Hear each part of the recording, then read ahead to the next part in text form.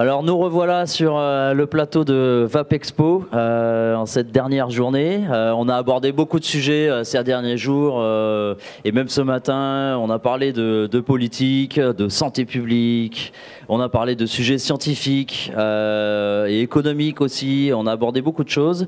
Alors peut-être qu'il est temps de revenir aux choses un petit peu plus essentielles parce que l'objet de nos convoitises et le centre d'intérêt qu'on a ici tous, il s'agit bien du vaporisateur personnel, de la cigarette électronique qui a une évolution technologique et technique très rapide. Depuis ses débuts, on va dire, on peut dire qu'en 2003, on va dire que la cigarette électronique industrielle est arrivée. En 10 ans, beaucoup d'efforts ont été faits et beaucoup de progrès ont été mesurés. Alors j'ai ici avec moi sur ce plateau on va dire 3 techniciens. Alors c'est pas des techniciens autoproclamés, c'est des techniciens qui sont juste une passion pour le produit, qui s'y intéressent de près. Alors j'ai déjà à ma gauche ici David Hanin. Alors son pseudo, on dit souvent David de Nuke Vapes. Alors voilà, on peut l'applaudir. Donc c'est quelqu'un qui est très actif sur Internet et qui fait énormément de vidéos sur YouTube. Merci. Pas d'émeutes s'il vous plaît. Voilà, de bonne qualité. Et donc voilà, David. Et puis après, on a Bruno Ahari qui est formateur avant tout chez Forvap. Donc Forvap, c'est le premier centre de formation sur les métiers de la cigarette électronique. C'est une première en France. C'est assez récent et ça connaît un fort succès. Ça marche très fort. Ouais. Et je pense que c'est quelque chose évidemment qu'on a bien besoin aujourd'hui dans le monde du vaporisateur. Et puis voilà, vous êtes aussi directeur technique du vendeur de magasin de cigarettes électroniques Vapoclop. Et puis enfin, tout au fond, on a Anthony Mercatante d'Espace Vape. Voilà. Merci. Voilà, qui va aborder, on verra ça bien en détail, mais un peu l'aspect sécuritaire du produit, parce que mine de rien, on manipule quand même des choses qui ne sont pas si anodines et il y a quelques principes de précaution à prendre. Alors, je me repars à ma gauche et je me tourne vers vous, Bruno et David. Le vaporisateur personnel tel qu'on le connaît aujourd'hui, c'était pas du tout le cas avant.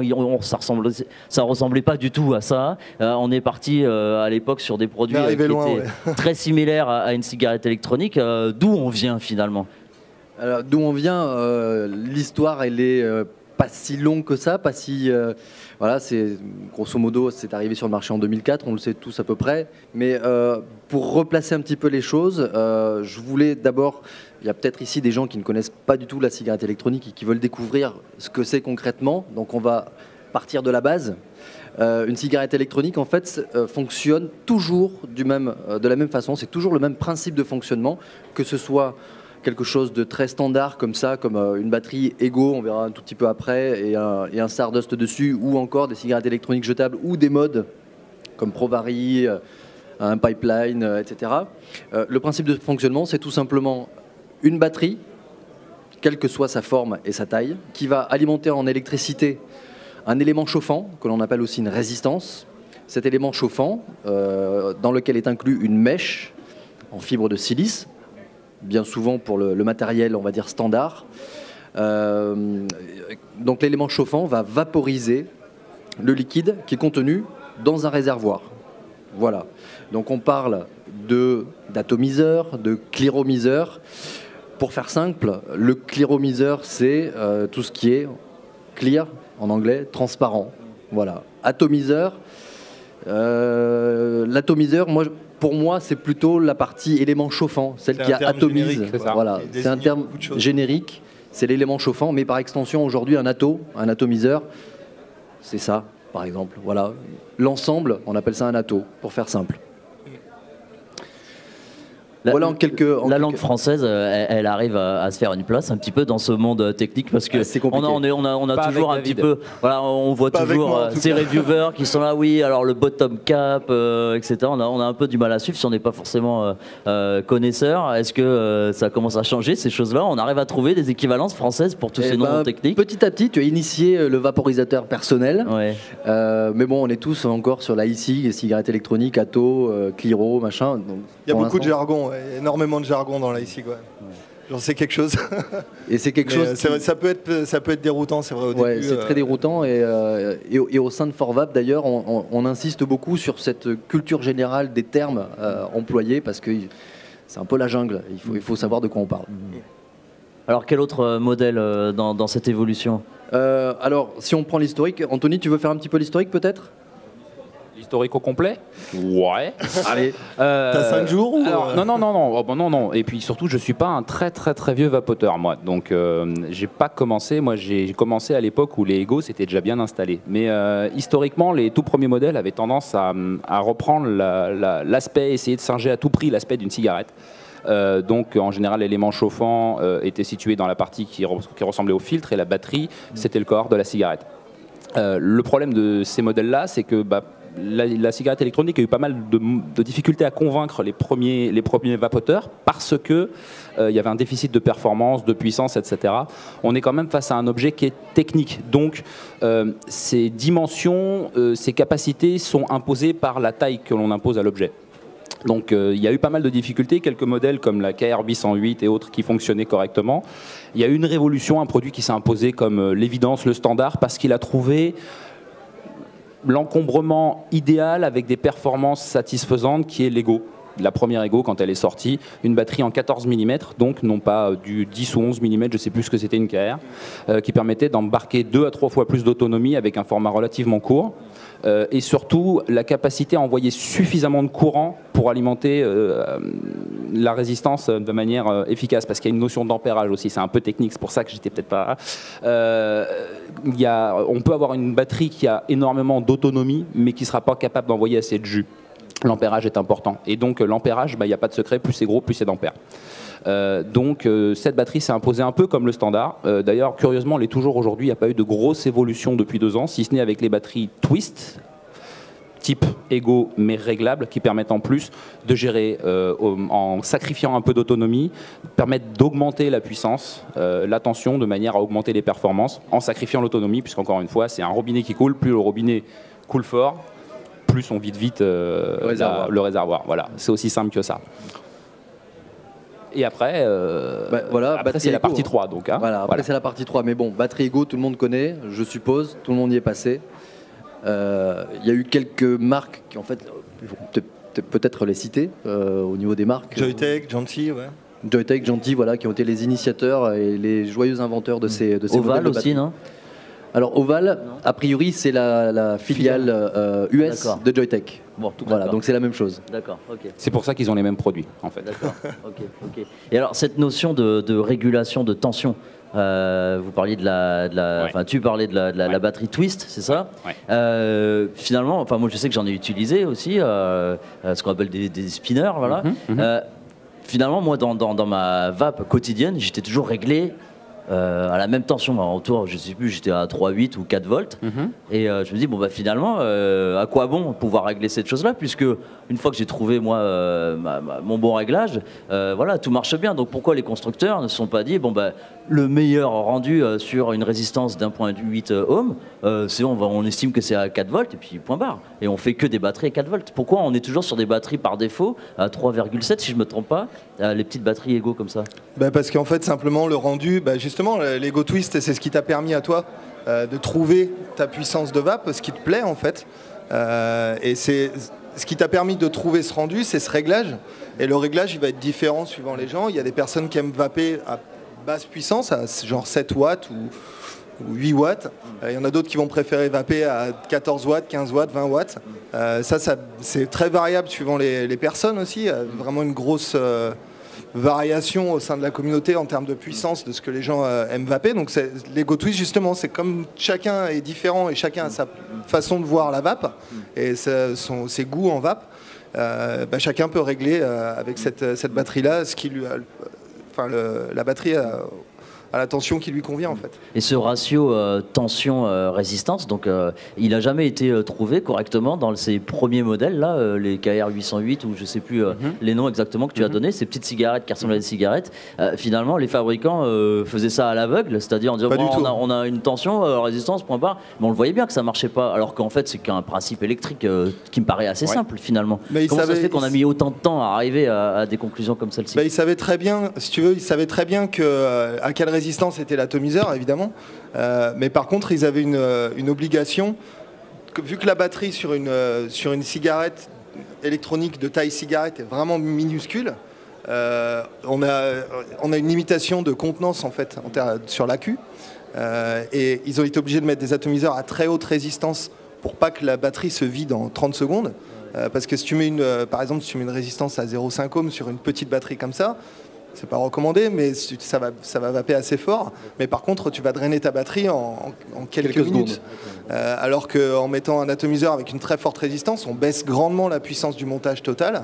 Et du coup, ça permet d'avoir de l'autonomie, ce qui était à l'époque le selling point. En fait, c'était l'atout marketing. Notre batterie va vous durer toute la journée, ou équivaut à X paquets de cigarettes, ce qui est la grosse aberration. Bon, alors on voit bien qu'on est tous des passionnés, puisque là, en 10 minutes, on a déjà attaqué les résistances, les ohms, etc. Il faudra peut-être repartir un petit peu sur notre fil conducteur du début. Dans cette évolution à des petites batteries, des batteries égaux, un peu plus grand public, celles qui finalement ont favorisé la popularité du produit, parce que c'est vraiment ces égaux-là qui ont, enfin j'ai l'impression en tout cas, l'égoté, ce genre de cigarette. Ouais, quelle autre évolution, vers quoi on... Alors, quel fil pour parler des batteries, donc il y a eu ce qu'on a dit, les batteries égaux, les twists, donc voltage variable ou équivalent. Après, les grosses évolutions qu'on a eues, c'est plutôt au niveau des cléromiseurs ou des atomiseurs. Ce qui a, au départ, avec les batteries égaux, ce qui a révolutionné le système, c'est, il faut le noter aussi, c'est le système tank de chez Joyetech, qui a été très connu, énormément vendu, qui a marché très correctement et qui a permis à un grand nombre d'ex-fumeurs de passer à la cigarette électronique. Le système est maintenant un petit peu dépassé, il y a mieux, pour un prix à peu près sensiblement équivalent. Ce système tank, finalement, son avantage, alors c'est pas tant le fait de dire ça va durer très longtemps, c'est surtout le fait de dire je peux mettre ce que je veux dedans. Oui, parce qu'avant on était dans des cartouches scellées, si je me C'était des cartouches pas. scellées, là ce sont des petits réservoirs en plastique que l'on va remplir soi-même par un liquide X ou Y et inclure ensuite fixé sur la résistance. Donc c'est là où la dimension de plaisir finalement de la vape prend tout son sens, quoi. Absolument, on est plus dans ça permettait de faire varier ses liquides en fonction des goûts, des moments de la journée. Matin on va être sur des fruits, le soir des tabacs, etc. Avec ce petit système de tank, effectivement, c'était très facile. Et puis après est arrivé ce qu'on appelle aujourd'hui un Stardust, une espèce de cléromiseur transparent avec une forme un petit peu conique, très connu, donc avec les mèches par contre en haut, en fibre de silice, beaucoup plus longues que sur le système tank. Et ça aussi, ça a été une vraie révolution et énormément de gens continuent de l'utiliser parce que ça marche relativement bien. C'est l'icône de la vape en ce moment, quoi. Enfin, quand on voit une cigarette électronique dans la presse ou à la télé ou simplement les images libres de droit qui sont reprises dans bon nombre de sites, c'est toujours une Ego et un Stardust dessus, même s'il y a eu beaucoup de progrès entre-temps. Ça reste quand même... et c'est toujours très vendu. Et c'est très vendu et très facile à utiliser. Voilà, c'est simple d'utilisation, réservoir en plastique pour la plupart d'entre eux. Mais alors, est-ce que c'est pas en train de se faire détrôner aussi par d'autres, parce que ça avance tellement vite ces choses-là? Oui. Il y a ensuite l'autre... Oui, clairement. L'autre évolution très très notable après, c'était toujours le même système de batterie, type Ego, mais avec, là typiquement c'est un Evode de chez Kanger, qui là aussi a marqué le pas, enfin plutôt a fait avancer d'un pas dans la qualité de vape, avec un système de mèche très courte et qui est situé en bas du cléromiseur, ce qui permet de ne pas incliner systématiquement sa cigarette électronique pour que la mèche soit tout le temps imbibée. Et puis un rendu des saveurs très très correct pour le prix du produit. Voilà, donc c'était la température de la vapeur qui se dégage plus froide. Plus froide, parce que la mèche étant en bas, la distance entre la mèche et le drip tip, donc l'embout buccal, plus longue que sur un Stardust traditionnel. Donc la vapeur est plus froide, plus fraîche. Ouais. D'accord. Elle est plutôt tiède en fait. Chaque fois que j'entends vapeur froide, ça me fait toujours un peu tiquer parce que c'est pas vraiment froid. C'est pas froid. Exact. Mais c'est plus tiède en tout cas que sur un Stardust, en effet. Voilà, donc ça c'était une autre révolution, et puis il y en a d'autres en cours qui arrivent, on va en parler après, les Protank, Aerotank, On est dans des choses beaucoup plus volumineuses, non? C'est pas forcément beaucoup plus volumineux. Pas forcément. Bon. Le Protank Mini fait à peu près la même taille que les VOD. En soi, ça ne représente pas vraiment un grand changement en termes d'atomisation, mais c'est plutôt un changement en termes de finition, avec un tank en Pyrex, avec une forme tout intégrée comme ça, jolie. Enfin, quelque chose de qualitatif. On n'est plus sur un truc en plastique, mais voilà, sur un tank en Pyrex avec un embout en métal et tout. Le Protank a vraiment donné le là sur la nouvelle génération de cléromiseurs haut de gamme qui donne au grand public et aux gens qui n'ont pas vraiment envie de se prendre la tête avec des trucs comme ça une vape de qualité et du matériel de qualité, voilà, simplement en fait. Et je pense que c'est ça l'avenir de la vape, c'est de rendre le truc simple. La complexité de systèmes comme celui-là, et c'est complètement imbitable pour la plupart des gens. Il faut vraiment être un passionné pour se dire j'ai vraiment envie de me faire un micro-colcoton sur un Typhoon. Ce dont on se rend compte là assez vite depuis qu'on parle, c'est que l'efficacité du produit réside dans sa variété. C'est justement parce qu'on a la possibilité de faire tout un tas de choses, c'est-à-dire de remplir son liquide, de changer de saveur, de changer de contenance, de changer la température de vape, de changer l'autonomie, la puissance, et puis aussi d'avoir une démarche d'investissement dans son sevrage tabagique, même si j'ai presque pas le droit de prononcer ce mot-là parce que c'est réservé aux médicaments, cette appellation. Là, on voit bien que le dynamisme du marché, il correspond bien à cette volonté du consommateur d'arriver à trouver chaussure à son pied. Et c'est juste parce qu'il y a beaucoup de produits qu'on arrive finalement à se débarrasser du tabac. Alors, dans les évolutions, alors là, on était au Kanger IVOD, on a parlé du Stardust juste avant. Qu'est-ce qu'il y a d'autre dans Aujourd'hui, en restant sur le format Ego, parce qu'après on va parler du matériel un peu plus encombrant, pour moi ça c'est pas une évolution de la vape normale, c'est un chemin parallèle. Parce que ça existe depuis longtemps et que les deux mondes échangent techniquement, technologiquement. Aujourd'hui, on va trouver la nouvelle tendance, c'est de multiplier les résistances pour pallier à deux problèmes, justement la tiédeur de la vape dont on parlait tout à l'heure. Les résistances en bas donnent une vape plus tiède, plus froide, plus fraîche. Pardon David. Tu es pardonné.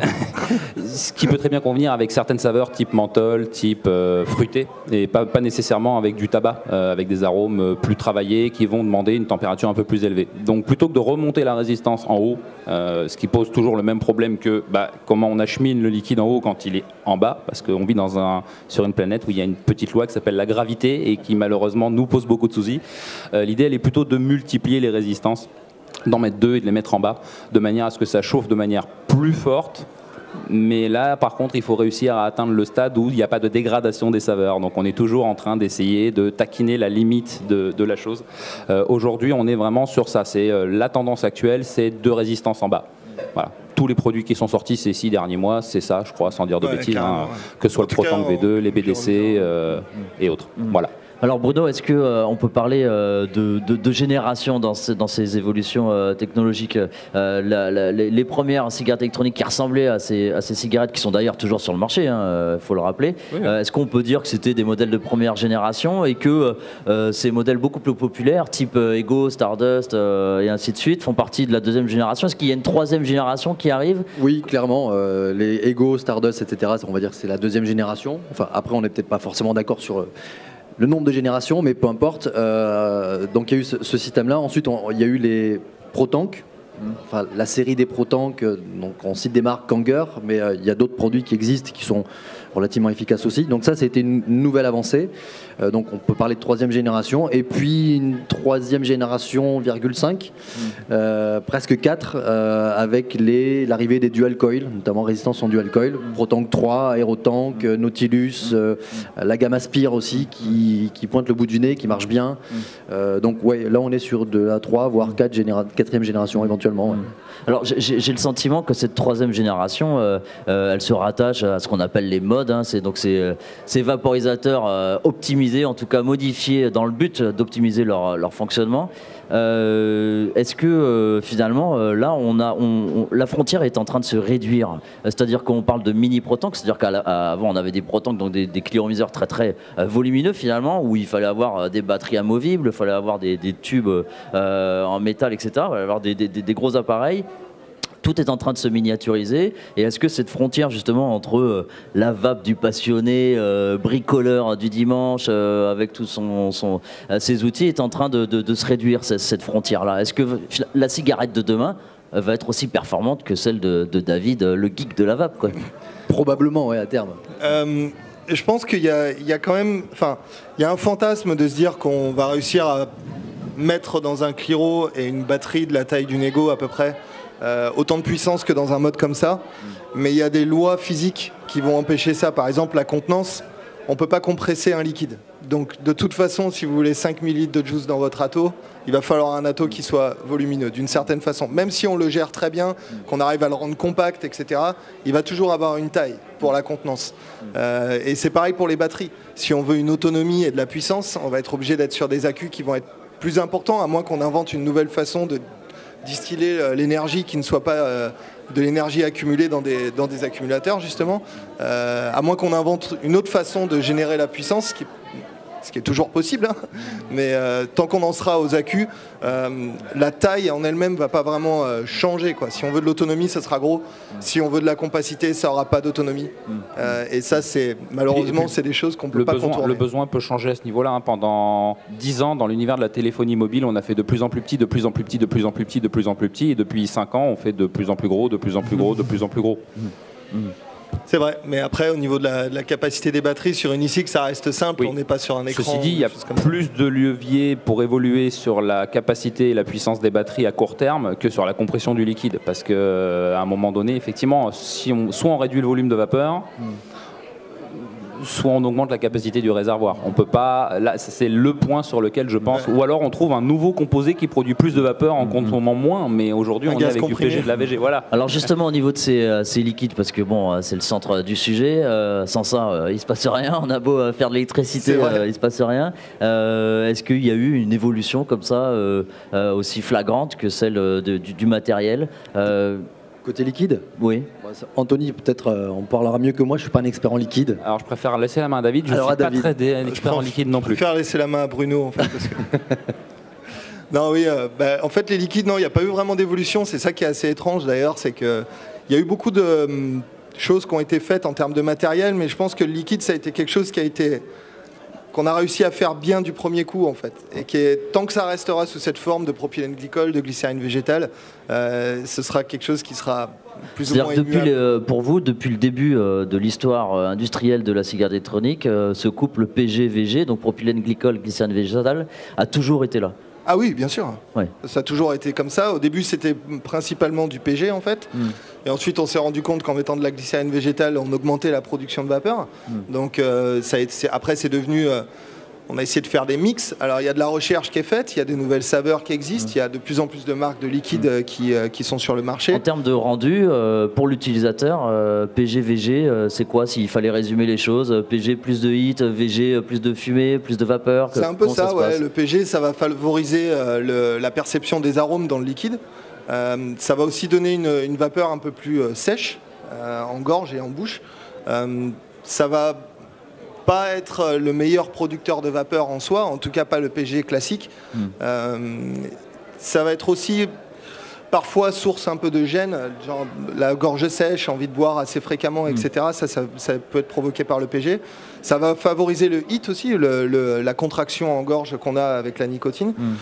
Et ça va aussi augmenter la fluidité du liquide, parce comme on marche avec des systèmes qui reposent sur la capillarité fonctionne mieux avec des liquides qui sont moins visqueux. Donc on est toujours obligé d'avoir un petit peu de PG ou de l'eau. Parce que la VG est plus grasse. La VG est très épaisse en soi, et donc du coup pose problème dans pas mal d'atomiseurs.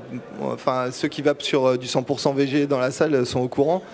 C'est des liquides qui sont assez capricieux dans les cigarettes électroniques, simplement parce que voilà, des problèmes de capillarité inhérents à la viscosité de la VG qui est comme ça, qui est intrinsèque. Et on est obligé de la fluidifier avec quelque chose, que ce soit avec de l'eau, du propylène glycol, voilà, de l'alcool. D'accord. Alors on a vu les petites batteries, les batteries Ego. Si on attaquait plus sérieusement l'univers des modes, enfin ou des modes, ou en tout cas de ces cigarettes de 3e génération, de 3,5 ou 3,5, telles qu'on peut les appeler, qu'est-ce qui caractérise vraiment aujourd'hui quand on dit ah ben t'as un mode, qu'est-ce que ça veut dire clairement? On le reconnaît visuellement, j'imagine déjà, mais un mode c'est gros. Un mode c'est gros. Un mode c'est une cigarette électronique en gros où on peut remplacer la batterie. La batterie est externe, oui, grosso modo, oui, je sais. Bon, grosso modo, c'est ça. Sauf sur le MVP. Sauf sur un MVP, et puis un NICAB, tu peux remplacer la batterie, c'est pas un mode. Ça caractérise, je sais, c'est caractérisé par en gros sa taille et le facteur de remplaçabilité, joli, c'est pas beau, mais c'est comme ça, de l'accu. Mais déjà, le terme mode, historiquement, qu'est-ce que ça veut dire? Mode, ça vient de modification. Les premiers modes ont été fabriqués par des géotrouve-tout dans leur garage qui se sont dit tiens génial, j'ai un tournevis électrique qui est en panne, je vais le démonter, il y a de l'emplacement pour la batterie à l'intérieur, je vais récupérer le jus, j'ai le bouton et je vais faire en sorte de pouvoir visser un atto dessus. Donc ça venait de là. Aujourd'hui, un produit qui s'appelle mode, en fait, n'est pas un mode en soi. Ça, c'est un produit qui est fait pour vapoter uniquement. Ça n'a pas d'autre fonction que ça. On pourrait en faire une lampe torche, mais c'est à peu près tout ce qu'on pourrait faire avec. Et donc, c'est un peu cher la lampe torche là quand même. Ça fait cher la lampe torche, mais franchement, elle marcherait super quand même. Ah ouais. Ça marcherait super. Elle serait hyper constante. Voilà, elle serait hyper constante, nickel. Donc voilà, le terme mode en soi est encore une fois un barbarisme issu d'un reliquat historique qui n'a pas lieu d'être, et peut-être qu'il faudrait essayer de trouver un autre terme. Les Américains utilisent PV pour Personal Vaporizer, et je trouve qu'un VP ça pourrait être intéressant, mais c'est moche en français. Alors bon, il faudrait peut-être en trouver un autre. Un VP, pourquoi pas. Un CP, ouais. Ouais. Ceci dit, voilà. Et à l'origine, les premiers modes en fait étaient mécaniques. C'est-à-dire, il y a deux grandes branches. Il y a une branche mécanique, une branche électronique.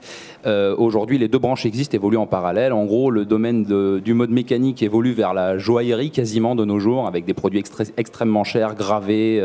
C'est vraiment travaillé comme des pièces de joaillerie. Mécanique, électronique, alors est-ce qu'on peut revenir là-dessus un petit peu? Un mode mécanique, c'est un élément où on est en prise directe sur l'accu. C'est-à-dire il n'y a aucune circuiterie entre l'accu et la sortie du mode au niveau de la connexion. On est en prise directe sur l'accu. Donc ça veut dire... Aucune électronique. Oui. Aucune partie électronique. Aucune partie électronique, parce qu'on ne parle pas forcément d'avoir une puissance ajustable, etc. Il y a des modes qui ont uniquement un switch électronique, ils ne sont pas considérés comme des mécas. Mécas, c'est-à-dire quand on vient appuyer, on ferme le circuit et on envoie la purée, entre guillemets. Ce sont donc des produits qui n'ont aucune variable d'ajustement, ils fonctionnent en prise directe sur l'accu. Donc ils vont dépendre de la qualité de ces accus. Donc dépendre de la qualité intrinsèque des accus. Et par contre, n'ont aucune limite en termes de puissance délivrée. Plus on baisse la résistance, plus ça envoie. On peut monter à 30, 40, 50 watts. Ça parlera peut-être pas à tout le monde ici, mais c'est beaucoup. 50 watts, c'est beaucoup. Ouais, mais j'en ai vu un sur YouTube. Il était, d'après mes calculs, à 110 watts. 110 watts. Bon, on rappellera les règles de sécurité aussi tout à l'heure. On en parlera tout à l'heure. De choses qui ont des incidences. Juste après avoir parlé des 110 watts. Voilà. Et donc le mode méca présente cette particularité qu'il est extrêmement simple par son concept. Il n'y a pas plus simple, c'est on ferme un bouton, on ferme un circuit, ça envoie. Et toute la complexité de l'usage d'un mode méca vient de cette extrême simplicité, parce qu'il faut réussir à faire l'alchimie globale de tous les paramètres sur l'atomiseur. On en parlera après. Les modes électroniques, en gros, c'est la même chose, sauf qu'il y a un circuit à l'intérieur, dans la même manière que dans une twist, mais en plus gros. En gros, il y a un produit qui a fait qui a mis tout le monde d'accord. Si la batterie Ego a mis tout le monde d'accord dans la vape discrète, le Provari est le produit qui a mis tout le monde d'accord dans la vape électronique. Il est peut-être un peu désuet aujourd'hui. C'est américain, ça, c'est ça? Provibe, c'est américain, ouais, tout à fait. Donc c'est un peu parce qu'on avait, c'était très chinois finalement cette production d'e-cigarettes à l'époque. Donc là, c'est un des premiers produits, on va dire, occidental qui a marqué l'histoire technologique de l'e-cig. Tout à fait. Ouais. C'est vraiment le produit. D'ailleurs, même encore aujourd'hui, les modes de très haute qualité, qu'ils soient mécaniques ou électroniques, sont pas chinois. Autant les Chinois ont inventé la cigarette électronique, sont des innovateurs, parce qu'on l'oublie aussi, mais dans toute la vape grand public, tous les produits dont on a parlé tout à l'heure, tout sort de la tête et des cerveaux des Chinois. Ils sont capables d'innover, hein. Ça, il n'y a pas de problème à ce niveau-là. Mais pour des produits de ce type-là, c'est pas le cas. L'innovation, elle s'est faite aux États-Unis, elle se fait pas mal en Europe aujourd'hui, notamment.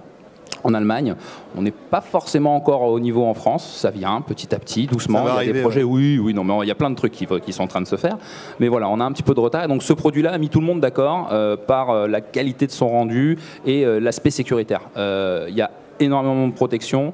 Aujourd'hui, les modes électroniques sont plus sûrs même qu'une batterie Ego, plus sûrs qu'il y a un degré de protection et de sécurité qui est le plus haut qu'on peut avoir dans le domaine, là où avec le méca, il est le plus bas qu'on peut avoir dans le domaine. Donc c'est vraiment deux branches très très très différentes et ce qui est un peu troublant, là c'est en tant que commerçant que je parle, c'est que beaucoup de gens franchissent le pas de la batterie Ego en voulant aller vers le mode, en s'orientant naturellement vers le méca pour des questions notamment de coût. Un mode électronique peut coûter plus cher. Et finalement, l'erreur, elle est que c'est beaucoup plus complexe d'être familier avec le méca parce qu'il faut avoir des notions d'électricité, voilà, ouais. de conductivité, de matériaux, d'électronique un peu modeste, mais on peut se former. Il n'y a rien, il n'y a pas besoin d'être thésard en électronique pour utiliser un mode méca. Mais curieusement, il y a besoin d'en savoir plus qu'avec un mode électronique qui est pourtant par essence plus complexe. Alors, est-ce que tu peux nous reprendre juste les bases? Parce qu'on a souvent, on parle souvent d'un couple, c'est la tension. Et la résistance. Ouais, tout à fait. Alors la résistance, c'est un fil résistif, la tension, elle vient de la batterie. Comment Ouais. Alors il y a une grande règle, c'est la loi d'Ohm. Désolé, on va faire un peu de maths. Bon courage, Anto. Oh, ça va, ça va. La vape, elle est caractérisée par la puissance utilisée pour vaporiser le liquide. Donc ça se compte en watts. Il y a plusieurs méthodes pour calculer les watts. P égale UI, donc tension fois intensité. Ou la puissance, c'est la tension au carré divisée par la résistance. Donc la tension fois la tension divisée par la résistance. Par exemple, j'ai une résistance de 2 ohms, j'ai une tension de sortie de 4 volts, on est à 8 watts. 4 x 4, 16, divisé par 2, 8. Alors en plus d'arrêter de fumer, on devient intelligent. Voilà. On se replonge. Moi, j'ai réappris plein de choses avec l'ISIG. C'est vrai en plus. J'ai vraiment réappris plein de choses. Je me suis remis dans les maths, je me suis remis dans la physique. C'est vraiment intéressant. Et donc, on calcule comme ça. Le problème, la différence entre un mode mécanique et un mode électronique, c'est que dans un mode mécanique, en gros, puisque la puissance est la tension carrée divisée par la résistance, il y a deux variables d'ajustement. La résistance ou la tension. On peut diminuer la résistance ou augmenter la tension pour obtenir la puissance qu'on veut. Dans un mode mécanique, on ne peut pas faire ça. La seule variable d'ajustement, c'est la résistance. Puisque la tension, elle n'est pas fixe, mais elle est scalée, on ne peut pas la toucher. Et elle est dégressive en plus. Avec un mode électronique, elle est constante, elle est à la valeur qu'on souhaite. Donc, si on n'a pas la résistance souhaitée, on peut rattraper le coup. Voilà, pour faire simple. D'accord. Donc, alors, ce qui est encore plus, pas inquiétant, mais en tout cas technique dans les modes méca, c'est qu'en plus de ça, les résistances, on peut les construire soi-même. Oui. Donc, c'est-à-dire que encore dans les atomiseurs reconstructibles. Voilà, dans les climatiseurs grand public, type Kanger, Aerotank, ce genre de choses, les résistances sont déjà fabriquées. On les achète, il y a marqué 1.8, 2.4, boum. Là, il y a tout un courant, et peut-être Bruno va pouvoir nous en parler, ce qu'on appelle les atomiseurs reconstructibles. Donc, c'est-à-dire qu'on arrive vraiment, là, on n'est plus dans la modification, on est dans on est dans la customisation, on est dans le tuning de l'ISIG, mais toujours dans ce but-là d'optimiser le plaisir de la vape. Donc, alors, qu'est-ce que c'est qu'un peu ces nouveaux types d'atomiseurs construits entièrement à la main presque? Alors là, j'en ai un, par exemple.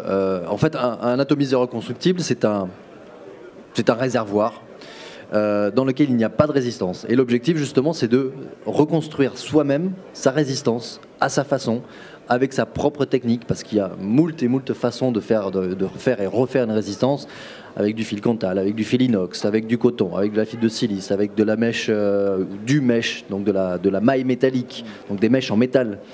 Donc c'est très particulier. Anthony est très calé sur le Genesis. Je fus. Tu fus. Voilà, donc en fait un reconstructible, c'est un dispositif de vape qui va permettre d'optimiser au maximum le goût d'un liquide ou le rendu d'un liquide, voilà, pour avoir le best-of du liquide, quoi. Voilà, donc il y a des reconstructibles, il y en a plein qui existent. Genesis, David, tu voulais dire quelque chose? Non, vas-y, je te laisse. Hein. Genesis, donc on a beaucoup parlé du Genesis. Anthony, c'est peut-être à toi d'en parler. On a beaucoup parlé du Genesis pendant quelques temps. C'est le principe, ce sont des mèches métal, en métal avec de la maille. Et là, je vais laisser Anthony en parler. Alors, les Atos Genesis partent d'une idée absolument fabuleuse. On va mettre du métal autour du métal en faisant en sorte qu'il n'y ait aucun courant qui passe de l'un à l'autre. C'est quand même une espèce d'aberration à la base. Mais l'idée derrière ça, c'est que le tissu en acier avait de nombreux avantages. Une très très bonne capillarité, bien meilleure que la plupart des composés textiles, une très grande durabilité et surtout présenter une altération des saveurs très faible. Donc DGO trouve tout, un Allemand, je crois. C'est le premier, c'est un Allemand. C'est un Allemand. Ouais. Je sais plus son nom, mais voilà. A eu l'idée géniale de dire je vais mettre du métal, puis je vais mettre du métal dessus, et puis on va voir ce que ça donne. Mais évidemment, ça a court-circuité de partout, donc très problématique. Diverses méthodes sont arrivées pour optimiser ça, méthode par pulsation, méthode au chalumeau. J'avais fait une vidéo moi sur le sujet à l'époque, il y a longtemps, moult très mal filmé d'ailleurs, sans son, etc. Une horreur. 1 heure. Et qui durait 1 heure pour rien dire. Bref, c'était il y a longtemps. Et en gros, le principe de ces atomiseurs, c'était les atos. Le Genesis, c'est le reflet des petits cléromiseurs qui existait à l'époque, c'est-à-dire que la résistance est vers le haut et on utilise la capillarité pour faire remonter le liquide en haut. Donc il fallait souvent pencher. En fait, il y a une espèce de vase communicant entre les petits matériels pour grand public et les gros matériels utilisés dans l'univers des modes. On se rend compte qu'aujourd'hui, les cléromiseurs, les résistances, elle est redescendue. Dans les atos reconstructibles, elle est redescendue en fait. Et quand elle remontait, etc. Donc finalement, il y a des échanges qui se font entre les deux mondes. C'est pour ça que je disais que pour moi, le monde des modes, pas facile à dire, c'est pas une évolution, ça évolue en parallèle. Un peu comme la Formule 1 et l'automobile, par exemple. Les innovations dans la Formule 1 redescendent dans la voiture, etc. Et donc les atomiseurs Genesis, c'était ça. C'était compliqué, c'était contraignant, mais ça valait le coup, parce qu'à l'époque, quand on était à la recherche de qualité, c'était un passage obligé. C'était extrêmement contraignant, mais ça marchait très très bien. Le problème, et ce qui fait qu'aujourd'hui, les atos Genesis notamment tombent un peu en désuétude, c'est qu'on peut faire aussi bien, voire mieux, beaucoup plus simplement. Parce que le gain, finalement, il est là. Tout le monde n'a pas vertu à être un hobbyiste de l'IC. Il y a des gens qui cherchent juste la performance, mais qui ne cherchent pas la contrainte. Alors voilà, moi, alors, j'ai envie de parler quand même de cet aspect un peu sécuritaire, parce que pour les personnes qui voudraient faire des démarches d'amélioration de leur vape en disant bon, c'est très bien, ça marche bien, le Stardust ça me plaît bien, mais bon, il manque toujours quelque chose. On peut passer ici au milieu des salons, on peut voir des volutes de vapeur impressionnantes. Moi je regarde toujours mon matériel, je me dis mince, comment ils arrivent à faire ça, ça a l'air super, mais il y a quand même des choses à savoir. On parle de reconstruire son atomiseur soi-même. Alors j'ai des noms en tête, moi je m'y connais pas très bien, mais je sais qu'il y a du Cantal, on parle de micro-coil coton, on parle de watts, de tension, de puissance, etc.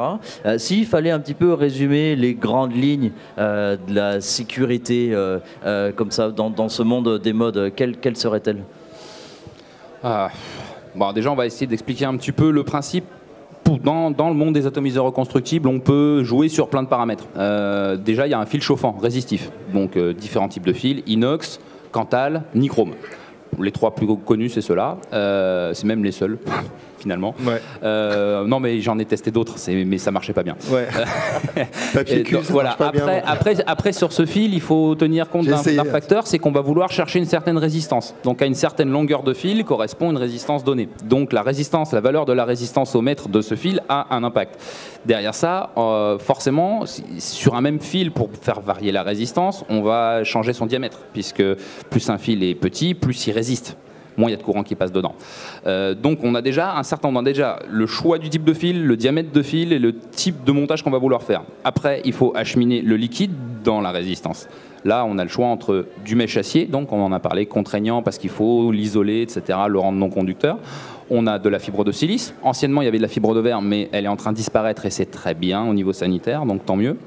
Et la dernière tendance, effectivement, c'est du coton. C'est-à-dire que le coton a la propriété de brûler si chauffé. Donc on pourrait penser que c'est pas sain du tout dans une cigarette électronique. C'est du coton tel qu'on pourrait le trouver Alors non, quel type de coton? C'est du coton spécial en fait. Il faut faire attention quand on utilise du coton dans les cigarettes électroniques.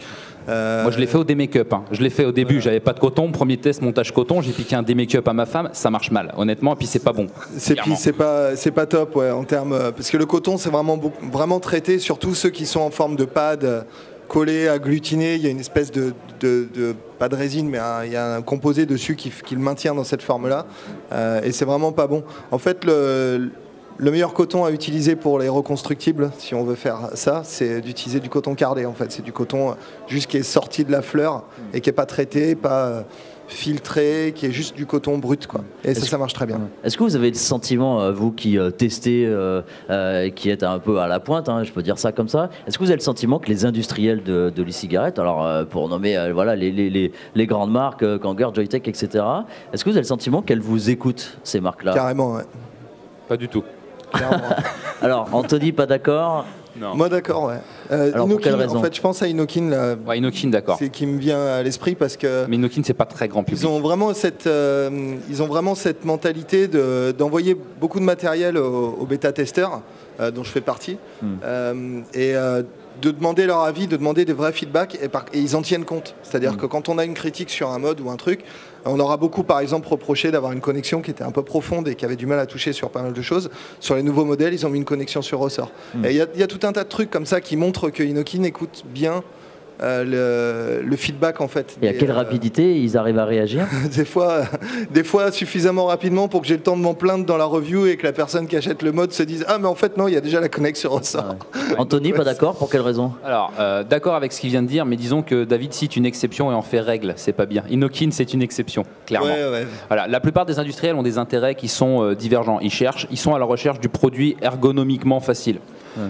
Le monde dont on parle, il y a certains aspects qui pourront retomber dans le matériel plus simple, mais on n'aura jamais du montage coton, par exemple, dans un matériel grand public, parce que par essence, le coton, par exemple, peut brûler. Mais par contre, il a une capillarité exceptionnelle. Donc si on se débrouille bien, si on est bien attentif à son matériel, qu'on le remplit bien quand il faut, etc., il sera toujours bien humidifié. On fait une petite boulette, c'est brûlé. Ça pourra jamais, on n'aura jamais un Cliro avec du coton dedans. Faut pas rêver, c'est pas possible. On est coincé avec la silice, le temps de trouver mieux. Donc nous, on a des palliatifs, mais parce qu'on accepte pour un gain de performance, parce qu'on est pour nous, on vit ça comme un hobby, on est des passionnés, on accepte une dégradation de la convivialité du produit au profit des performances. C'est pas le cas de l'immense majorité des gens, et ça n'a pas vertu à devenir le cas de l'immense majorité des gens. Moi, je pense pas. Je pense qu'en fait, nous, on teste plein de trucs, et de temps en temps, quand il y a un petit truc qu'ils peuvent récupérer, ils le reprennent. Mais le plus souvent, ils innovent par eux-mêmes, en fait. Moi, j'ai surtout l'impression du côté que ce soit Joytech, Smoktech, Kanger, ils ont besoin de personne pour sortir les BDC. Hein. C'est même plutôt eux qui ont montré la voie, et derrière, les modeurs ont fait des modes en se basant sur les avancées de Kanger qui avaient montré que le coil en bas c'était top. Donc c'est plutôt dans ce sens-là que ça se fait, par l'inverse. D'où il y a des vases communicants, il y a des échanges en effet entre les deux mondes, ce que tu disais tout à l'heure, mais c'est exact. Ouais. Mais il y a quand même des marques qui sont à l'écoute des reviews. Non, oui, je suis d'accord. Des bêta-testeurs. Il faudrait que ce soit d'ailleurs une démarche qui se démocratise auprès des grandes enseignes, quoi, parce que justement c'est utile d'avoir ce genre de feedback, et ça permet d'avoir des produits qui sortent et qui sont vraiment taillés pour bien fonctionner et qui ont été testés et prouvés. Est-ce que vous pensez que là aujourd'hui, on va dire le summum de la vape, c'est de s'y mettre tout seul avec ses copains, de faire des atouts reconstructibles, de se pencher un peu dans les modes méca, enfin de s'investir dans cette démarche-là? Est-ce que vous pensez que demain, on va sortir, ou très rapidement, un cléromiseur qui aura exactement la même qualité de vape que votre reconstructible? Clairement. C'est fait. On s'en approche. Bon, on s'est fait. Pour moi, c'est fait. Alors, quel modèle en l'occurrence? Pour moi, il y en a un qui... c'est tout frais. Il y a 3 mois, j'aurais répondu oui. Pour avoir de la super qualité, il faut en passer par du reconstructible, etc. Il faut accepter ce sacrifice dont je parlais en termes d'ergonomie. Il y a la toute dernière génération de produits qui arrive, notamment, voilà, j'en ai un ici, ça s'appelle le Nautilus. On peut aimer ou pas l'aspect, hein, ils ont fait un choix esthétique particulier qui tranche, hein, c'est un aspect, je ne sais pas si on le voit bien, hop, je le montre pour la caméra, un aspect de type ampli à lampe, mais on est sur une qualité de finition et d'usinage qui est du niveau du reconstructible, ce qui n'a jamais été fait, un flux d'air réglable, ce qui n'avait jamais été fait de cette manière-là sur ce type de produit, et surtout des performances qui... Très honnêtement, moi j'ai toujours l'impression que c'est moins bon, parce qu'on a toujours aussi ce petit côté fierté, c'est mon montage qu'il est bon à moi que j'aime. Faudrait qu'un jour je demande à quelqu'un d'oser me le faire, me bander les yeux et puis me mettre un Cliro haut de gamme comme ça, ou un aérotank, et me mettre un atto reconstructible et que je sois capable de le distinguer à l'aveugle. Je suis pas complètement certain d'y arriver. C'est tout frais, c'est nouveau, mais aujourd'hui, oui, il y a une espèce de convergence qui est en gros d'amener les produits simples et faciles d'usage au même niveau de performance que les reconstructibles, mais ça ne se fait pas en reprenant les principes du reconstructible. Ils ont évolué par eux-mêmes. Un Nautilus, ça marche honnêtement presque aussi bien qu'un très bon reconstructible, c'est 4 fois moins cher, mais ils n'ont pas pompé le système d'un Typhon GT, d'un Kefun ou autre. Il a évolué par lui-même le produit pour être ce qu'il est. Donc je pense qu'on arrive à un point où, en gros, tous ceux qui utilisaient du matériel reconstructible il y a 6 mois, c'était soit parce qu'ils adoraient ça, ils aimaient se prendre la tête, ils aimaient les choses compliquées, ils sont joueurs, ils sont geeks en fait, j'aime pas ce terme mais en gros c'est ça. Soit ils voulaient de bonnes performances, je pense qu'à l'avenir ça va se scinder en deux. Ceux qui veulent de bonnes performances mais qui veulent pas l'emmerdement du reconstructible iront là-dessus, et on ne trouvera dans le reconstructible que ceux que les geeks en fait, finalement. Alors Anthony, tu parles du Nautilus, maintenant la question qui tue. David, si moi j'arrive et je te dis, voilà, je suis fumeur, j'ai envie de me mettre à la vape, j'ai un budget 10 euros, on va dire 50, 100, peu importe, qu'est-ce que tu me dis d'acheter ? Bah, tu prends un Typhoon GT, tu le montes en micro-coil coton, et ensuite tu mets ça sur un Pipeline Pro, tu tournes à 15 watts, tu seras bien. Ok. Alors t'en auras pour 300 euros. Non, je plaisante pas du tout en fait. J'ai cette question peut-être 30 ou 40 fois par jour sur le Facebook et par mail. Et ma réponse, elle est relativement simple. Pour moi, en ce moment, un bon setup pour débuter, c'est voilà, une Ego Twist avec un Pro Tank. Alors, Pro Tank Mini, Pro Tank normal, ça c'est pas mal. Récemment, j'ai eu une légère épiphanie avec les Aspire qui ne m'avaient pas convaincu au début, mais il semblerait que les nouveaux batchs soient vraiment de très bonne qualité. Je vape sur un Aspire d'ailleurs, pas là, mais tout à l'heure quand j'étais en train de bosser, donc très bien aussi. Donc ça devient aussi ma recommandation. Ego Twist Aspire, je pense que si j'avais commencé la vape avec ce genre de setup, je ne sais pas si j'aurais fait des reviews. J'aurais pas ressenti le besoin de me dire il y a besoin d'infos, il y a besoin d'expliquer, ça aurait été simple, j'aurais fait une vidéo, voilà, tu prends une twist, un Aspire. Et pour la recherche de la vape extrêmement élaborée, ça serait quoi alors tes recommandations ? Commencer sur un reconstructible simple, si on veut vraiment se lancer là-dedans par hobby, par plaisir ou par envie de découverte. Un nom d'un reconstructible simple Je dirais le Fogger. Le Fogger me paraît une bonne alternative. Sinon, un reconstructible vraiment très simple, ce serait de passer carrément sur un dripper, qui est aussi une très bonne façon de commencer à simplement comprendre le dripper, côté. Il n'y a pas de tank, hein, c'est ça ? Il n'y a pas de réservoir, c'est juste deux plots avec 2 vis, ou 3 vis, ou 5 vis, suivant la taille du dripper. Et on vient faire sa résistance entre ces deux plots. On met son coton, son mèche, sa fibre de silice, ou ce qu'on veut. Et ensuite, on met quelques gouttes de liquide et on regarde comment ça marche. D'accord. Et ça, c'est vraiment bien pour démarrer les reconstructibles parce que c'est pas cher. Un Igo W, par exemple, ça vaut dans les 10-15 euros, un truc comme ça, voire moins. Et c'est une façon très simple de commencer à faire son premier coil, sa première résistance, et à découvrir ce monde-là. Et s'il faut, on va se dire, ah, non, c'est vraiment pas pour moi ce truc-là, j'y arrive pas. Bah, tant pis, on reste sur les Pro Tank ou les Nautilus, par exemple, qui est un très bon tank. Et si on y arrive et qu'on se régale, et bah, là, c'est bon, c'est parti. On a le virus. Bruno, même question. Je suis débutant, et puis après, on abordera le sujet de la vape d'excellence. Je suis débutant aujourd'hui. Quel matériel tu me conseillerais ? Je suis un petit peu de l'avis de David aussi. Moi, partir sur... alors, si on veut vraiment rester simplissime, on peut partir sur un kit, aussi un kit de base, par exemple un kit EVOD ou d'autres équivalents en BCC, Aspire, voilà, ce genre de choses. Ça marche très bien pour débuter, ça peut convenir à une grande majorité de vapoteurs pour ensuite évoluer éventuellement. Mais oui, une batterie Ego, Twist, pour faire varier le voltage, donc la puissance, et s'amuser, commencer à jauger ce genre de choses et voir quels sont les avantages, voire les inconvénients du voltage variable. Avec un mini Pro Tank aussi, c'est assez joli. Et puis si on veut passer sur des choses avec un peu plus de contenance, avec un réservoir plus grand, Nautilus, Pro Tank, Aerotank, effectivement sur des petits modes, sur des petits Provari par exemple, Provari Mini avec un Pro Tank ou un Aerotank, c'est assez joli. D'accord. Voilà. D'accord. Anthony, même question. Débutant, expert, ou en tout cas recherche du Graal. Alors je vais pas faire 2 trucs, je vais en faire 3. Débutant, non mais... Oh, David. Mais pas dans la merde. Non. Débutant, pareil, tout pareil. Twist, BDC, Aspire, c'est le standard qui marche bien. Et je connais pas de personne qui a été insatisfaite de ça aujourd'hui. Alors qu'avant, j'avais toujours des gens contents, pas contents, dans mes copains ou autres. Là, ça met tout le monde d'accord. Et après, je vais juste séparer en 2, petit budget, gros budget.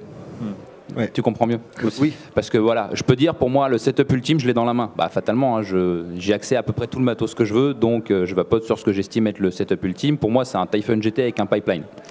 À taux reconstructible allemand, mode allemand, mais on est à 329 €. Effectivement. Ouais. Voilà, donc ça pour moi c'est le top du top du top. Vapeur, saveur, tout parfait, c'est ça. Mais après sur un plus petit budget, je dirais un quelqu'un qui aurait envie de jouer un Kick 2 dans un petit mode méca relativement qualitatif avec soit un Aspire, soit pour parler d'Atto reconstructible, le Fogger, mais je lui demanderais d'attendre le V4 d'ici 15 jours. Le V4, parce que le V4 il va faire mal et il va mettre une grosse fessée. Donc voilà, le produit, le V3 il est sorti il y a 2 mois, il est obsolète. Là il y a la V4 qui sort. Bon là sur papier, j'ai vu les photos, ça pique. Donc voilà, et ça sera pas cher et ça sera très bien. Donc je lui dirais attends. Je lui dirais garde tes sous, attends 15 jours et on reparle dans 15 jours. Voilà. Bon, et l'avenir alors de ce matériel, c'est quoi l'avenir là, proche, l'avenir lointain? On a parlé coton, on a parlé reconstructibles qui vont finalement ne plus être reconstructibles tellement le matériel standard va devenir performant. Vers quoi on va en termes de batterie, en termes d'atomiseur? Il y aura toujours 2 écoles en fait. Il y aura toujours les personnes qui vont vouloir avoir du mode méca avec des reconstructibles, faire des choses très impliquées comme ça en termes de vape, simplement parce que c'est pas qu'une question de performance, c'est aussi une question de plaisir de l'objet, de la collection, aussi du côté recherche, étude du coil, de trouver vraiment, arriver à se faire sa vape telle qu'on l'aime, etc. Donc il y aura toujours ce côté-là, et il y aura toujours le côté aussi, pas prise de tête, quoi, juste une batterie qui fonctionne bien, avec un Cliro qui fonctionne bien. Je pense ça va devenir, la limite entre les deux va devenir de plus en plus ténue par contre, avec de plus en plus de matériel comme le Nautilus ou de Cliro qui vont sortir, qui vont être très qualitatifs. Miniaturisation, tu y crois? Non. Non. Je pense pas à moins qu'on invente autre chose que le e-liquide et qu'on invente une autre façon de stocker l'énergie que des accus, ou d'autres chimies peut-être, une autre chimie d'accu ou des choses comme ça, mais il y a des lois physiques qui vont être difficiles à contourner si on reste sur ce type de technologie-là. Il va falloir que la technologie change, c'est un peu comme les processeurs en fait. Tant qu'on est limité à faire des transistors, on est limité par la séparation entre les 2 broches du transistor, on ne peut pas miniaturiser ça à l'infini, on va être obligé de partir sur une autre technologie qui ne repose pas sur les transistors. Là pour la vape c'est pareil, tant qu'on est sur cette technologie avec un accumulateur et du liquide, la contenance d'une batterie et la contenance d'un atomiseur sera toujours... Le règne, pour finir, le règne de l'industrie chinoise dans le monde de la vape, est-ce que vous pensez qu'il va perdurer ou est-ce qu'il va se faire détrôner justement? On parlait de matériel allemand, on parle de liquide français, on parle de beaucoup de choses. Est-ce que ça va changer ça? Alors, les Chinois déjà à la base, quand c'est pas eux qui sont à l'origine des produits, ils arrivent assez facilement à centraliser toute la production mondiale. Alors, sachant que là en plus c'est eux qui innovent pour une bonne partie des produits et qui sont à l'initiative du produit, c'est eux qui l'ont inventé quand même, pour une fois ça change. Je vois pas comment ils pourraient perdre la mainmise, ils sont hyper compétitifs, personne ne peut, voilà. Et en plus même dans le domaine très très très haut de gamme, jusqu'à maintenant on va dire l'électronique etc, c'était ProVape, c'était américain et autres, et c'était une aberration. Il n'y a que dans l'iSig jusqu'à aujourd'hui où c'était pas les Chinois qui régnaient en maître sur l'électronique. Dans l'informatique c'est le cas, dans les téléphones c'est le cas, etc. C'est en train de changer là. Il y a un gros industriel qui a commencé à faire de la circuiterie de iSig et qui va mettre des grosses fessées à tout le monde. Et donc moi je pense qu'à l'avenir, je peux me tromper, mais on va se retrouver avec des modes, de l'habillage usiné, très hautement qualitatif en France, encore une fois en continuant dans cette logique de joaillerie, mais qui intégreront l'électronique chinoise. Parce que finalement c'est le reflet de ce qui se passe partout ailleurs. D'accord, merci. Alors cette conférence touche à sa fin. Je vous remercie messieurs. Anthony d'Espace Vape, Bruno de Fort Vape et Vapoclop, et puis Nuke Vapes, le reviewer fou sur YouTube. Et je rappelle un truc très important quand même, c'est que quand on voit la tête de nos vaporisateurs, nos cigarettes électroniques, là on peut les montrer, personne n'a la même, et ça c'est quelque chose qui est extrêmement parlant. C'est que l'efficacité du produit tient dans sa variété, dans sa diversité, et on a aujourd'hui une situation politique compliquée, des lois qui sont en train d'être mises en place. On va en parler tout à l'heure, d'ici 1 heure, avec les représentants de l'association EDUS, l'initiative citoyenne européenne EFVI, et d'autres acteurs comme ça au niveau communautaire. Et on va parler d'engagement professionnel, d'engagement de consommateurs pour essayer de défendre ce produit. Voilà, merci à toutes et à tous. Merci à vous. Merci.